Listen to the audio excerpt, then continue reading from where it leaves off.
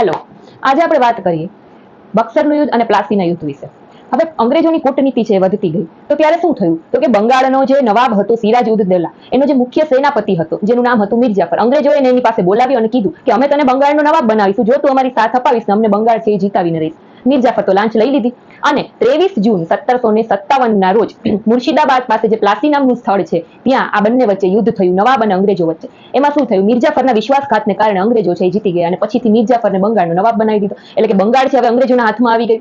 હવે થોડાક સમય પછી મીરજાફરને હટાવીને મીર કાસિમ છે એ બંગાળનો નવાબ બની જાય છે. જ્યારે મીર કાસિમને પણ અંગ્રેજો ઉપર ખાર હોય છે, એટલે મીર કાસિમ એટલે બંગાળનો નવાબ, ત્યાર પછી મુઘલ સમ્રાટ અને અવધના નવાબ, આ ત્રણેય ભેગા થઈ અને અંગ્રેજો સામે બક્સરનું યુદ્ધ કરે છે. ક્યારે? 22 ઓક્ટોબર 1764 ના રોજ. આ ત્રણેય પાસે 50,000 જેટલા સૈન્ય હોય છે, જ્યારે અંગ્રેજ પાસે ખાલી 7,000 જેટલું સૈનિક હોય છે. છતાં પણ અંગ્રેજોની બક્સરના યુદ્ધમાં પણ જીત થઈ જાય છે, જેથી 1818 સુધીમાં તો સમગ્ર ભારત ઉપર અંગ્રેજ શાસન છે એ આખું જમાવી લે છે. આ હતું બક્સરનું